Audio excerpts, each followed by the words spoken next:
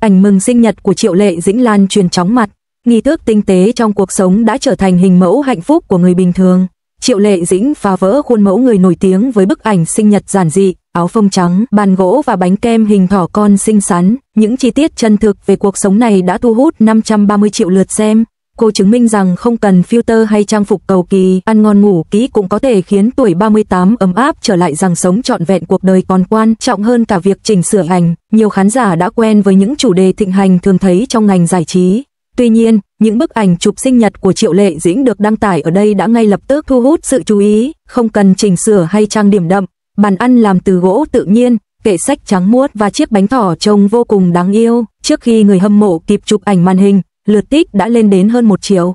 Khung cảnh này giống như một bữa tiệc sinh nhật của người nổi tiếng kết hợp với một khóa học cấp tốc về nhiếp ảnh gia, và mọi người ngay lập tức tự hỏi làm thế nào để tạo ra một phòng khách mang vẻ ngoài tươi mới của Triệu Lệ Dĩnh. Trong khi những bức ảnh sinh nhật truyền thống của người nổi tiếng thường có bánh 5 tầng và một loạt váy cưới lộng lẫy, thì vẻ ngoài của Triệu Lệ Dĩnh lại hoàn toàn trái ngược với thông lệ. Chiếc áo phông trắng của cô nhăn nhúm vì ngồi lâu, mái tóc được trải chuốt tự nhiên, móng tay được chăm chút kỹ lưỡng nhưng không hề bóng nhờn.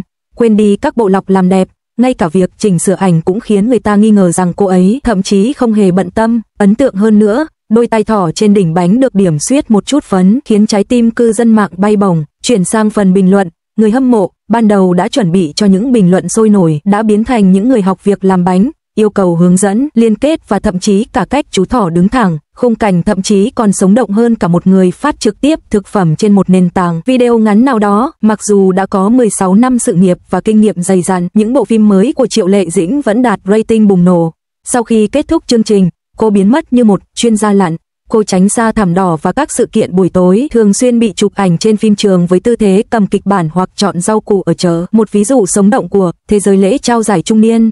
Lần này, cô sử dụng những nghi thức tối giản để đưa lối sống của mình vào tầm ngắm, cho thấy sự chân thực hấp dẫn hơn là tô vẽ. Các blogger làm đẹp phân tích làn da hoàn hảo của Triệu Lệ Dĩnh không phải vì cô đắp 10 mặt nạ mỗi ngày, mà là vì cô duy trì lịch trình ngủ đều đặn và không thức khuya, khiến ngay cả lỗ chân lông và nếp nhăn cũng trở thành một điểm cộng chứ không phải điểm trừ.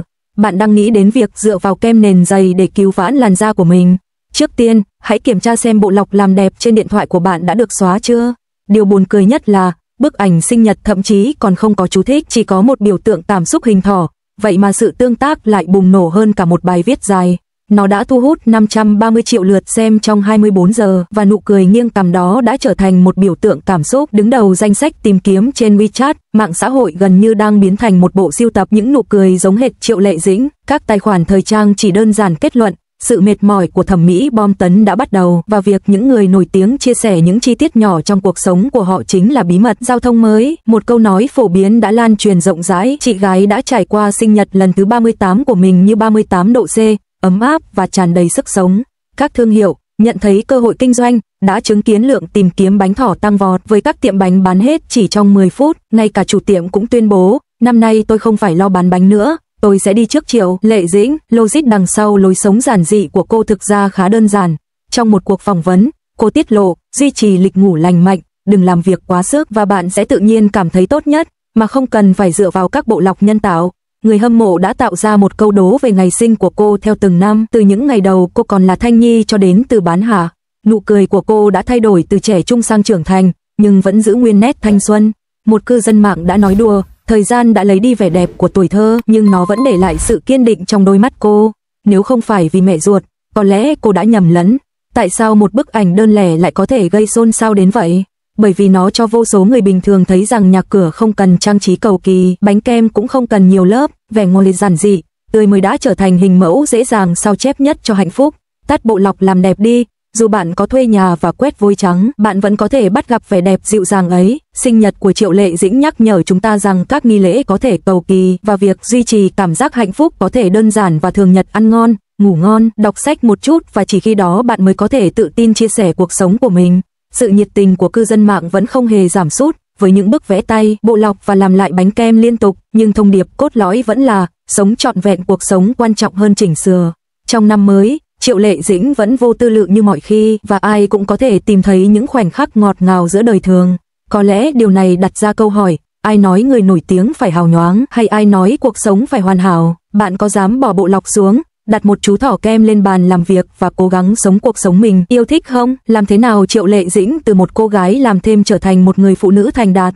Câu chuyện trở lại mạnh mẽ của cô ấy thật sự khiến người ta phải rung động. Sự vươn lên của Triệu Lệ Dĩnh từ một diễn viên quần chúng ở Hoành Điếm thành một nhà đầu tư tỷ đô không phải nhờ may mắn, mà là nhờ bản tính hoang dã bẩm sinh và nghị lực không ngừng nghỉ của cô. Chiếc áo phông trắng bạc màu của cô sáng hơn cả váy, và cô viết tự lực bản thân bằng bút máy không mực, biến sự mộc mạc thành nguồn tự tin. Bát súp gà của ngành giải trí này thấm đẫm tinh thần kiên cường của một diễn viên phụ và sự kiên cường nắm chặt tay cô khi ký hợp đồng. Ngành giải trí chưa bao giờ thiếu những câu chuyện truyền cảm hứng, nhưng hành trình của Triệu Lệ Dĩnh thực sự là một ví dụ đáng chú ý về cách cô ấy giải cứu những khuôn mẫu dập khuôn của phim điện ảnh và truyền hình. Ai có thể ngờ rằng cô gái trẻ từng nhấm nháp hộp cơm nguội lạnh ở một góc Hoành Điếm, giờ đây lại sẵn sàng bước vào một quỹ đầu tư trị giá hàng tỷ đô la và trở thành cổ đông của 15 công ty. Sự trở lại này thậm chí còn là một ẩn số hơn. Cái gọi là may mắn mà mọi người thường nói đến thực ra chính là những khoảnh khắc lựa chọn tưởng chừng như nhỏ bé nhưng lại có sức thay đổi cuộc đời, nằm ngoài ánh đèn sân khấu. Ngày xưa, đằng sau hậu trường của Yahoo Star Search, đủ loại phụ nữ quyến rũ khoe xác, nhưng riêng Triệu Lệ Dĩnh lại chọn một chiếc áo phông trắng bạc màu. Đứng giữa đám đông, cô ấy còn nổi bật hơn cả váy. Mắt Phùng Tiểu Cương sáng lên khi cô ấy nói, tôi muốn diễn xuất. Đây không chỉ là một tham vọng bình thường, đó là một sự bướng bỉnh pha lẫn chút khắc nghiệt của cuộc sống. So với sự trang trọng và lịch thiệp của những người sinh ra trong sự nghiệp chuyên nghiệp, đây là một bản năng hoang dã, tự nhiên ngay cả đạo diễn Phùng cũng nói rằng nó không thể học được. Ai còn muốn trở thành một người trẻ tuổi và thiếu kinh nghiệm cố gắng giành lấy sự chú ý trong thời buổi này, không có sự hoang dã, bạn thậm chí còn không thể giật được một hộp cơm trưa. Sau này, trên phim trường, truyền kỳ Lục Trinh, bùn đất vẫn còn bám trên móng tay. Đạo diễn Vu Chính đã nhìn thấu tất cả, dám chọn một cô gái nông thôn làm nữ diễn viên chính nhờ sự tận tâm không ngừng nghỉ của cô khi đảm nhận một vai phụ. Trong bất kỳ ngành nghề nào, người ta cũng phải chiến đấu đến cùng, thậm chí phải tập rót trà nước hàng chục lần. Thật đáng kinh ngạc khi thấy giới trẻ ngày nay, dù mới chỉ học nhảy, lại háo hức phát trực tuyến trên TikTok, thậm chí còn nhặt rau từ hộp cơm trưa. Sự tận tâm của Triệu Lệ Dĩnh trong việc đưa nhân vật Lục Trinh trở nên nổi tiếng đã viết lại cả kịch bản lẫn số phận của cô. Đây được gọi là cống hiến không ngừng nghỉ, một người làm việc kiểu mẫu trong giới giải trí. Những khoảnh khắc dịu dàng thường thấy trên phim trường, bát canh gà do Đinh Tử Quân mang từ đoàn phim bên cạnh đến không chỉ làm ấm dạ dày mà còn sưởi ấm cả trái tim. Vừa nhấp một ngụm, Triệu Lệ Dĩnh vừa nhớ đến món đùi gà mẹ thường thêm vào thực đơn của gia đình. Thời buổi này, ai mà chẳng ăn bánh bao nguội lạnh, uống canh gà nóng hổi để phấn đấu vươn lên. Một bát canh nóng hổi có thể làm dịu đi cảm giác lạnh thấu xương, mang lại sự ấm áp cho trái tim. Trẻ con nông thôn tuy cứng đầu, xương cốt chai sạn, nhưng chẳng bao giờ kêu đau. Đôi khi, con dao dịu dàng nhất trong giới giải trí lại ẩn chứa trong bát canh. Hương vị của vốn không nồng nặc như người ta tưởng. Vào ngày ký hợp đồng cổ phần, Ngô Kỳ Long đưa cho cô một cây bút, nhưng nó đã hết mực. Ngay cả những ngôi sao lớn cũng có những ngày làm diễn viên quần chúng, những ai đã từng trải qua mới hiểu được nỗi khổ, và đó là lý do tại sao họ sẵn sàng chia sẻ dù chỉ 1%. Vốn không phải là nhà từ thiện, nó chỉ nhắm đến sự kiên cường của bạn. Triệu Lệ Dĩnh đã ký một cách mạnh mẽ đến nỗi nếu cây bút của cô không hết mực, cô sợ rằng tờ giấy đã bị thủng. Trong trò chơi vốn này, cô đã viết không cửa sau, hãy dựa vào chính mình, bằng nét chữ không mực. Những người xung quanh chứng kiến cô vươn lên thành người nổi tiếng, chắc hẳn đã phải quỳ gối không biết bao nhiêu lần. Vào ngày chụp ảnh bìa tạp chí Harper's Bazaar, Hoàng Bân đã tặng cô thỏi son môi, làm nổi bật tài năng thực sự ẩn sau vẻ ngoài đất của cô. Đất không phải là một bất lợi, nó là nguồn tự tin. Việc một cô gái mang hương vị đất quê hương diện đồ thời trang cao cấp có vẻ hơi lạc lõng, nhưng khi máy quay lia đến, cô ấy lại tươi cười rạng rỡ. Cô ấy dám nói, tôi có việc, và thậm chí còn dám dùng son môi để tạo ra nụ cười. Nhiều người dân thành phố luôn khao khát hiện đại, nhưng khi đối mặt với những thách thức thực sự, nguồn năng lượng đất này lại càng hiệu quả hơn. Rốt cuộc, vốn không hề ngu ngốc, cũng không chỉ đơn giản là làm điều tốt.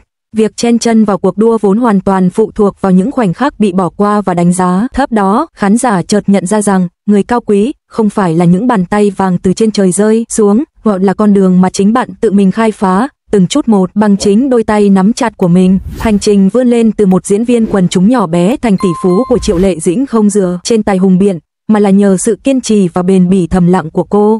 Đây chính là câu chuyện khó nhằn nhất trong ngành giải trí. Ai quyết định bạn có thể tiến xa đến đâu? Đó là sự quyết tâm không lay chuyển trong vai phụ, bàn tay kiên định khi ký hợp đồng, và lòng dũng cảm thừa nhận mình không hợp thời trước giới thời trang cao cấp. Vốn có thể chọn lọc cá nhân, nhưng cuối cùng điều quan trọng là bạn có xứng đáng được chọn hay không. Bạn vẫn đang chờ đợi người cao quý tiếp theo. Nếu cơ hội đến, liệu bạn có dám cầm lấy cây bút không mực và bằng tất cả sức lực của mình khắc tên mình vào kịch bản cuộc đời?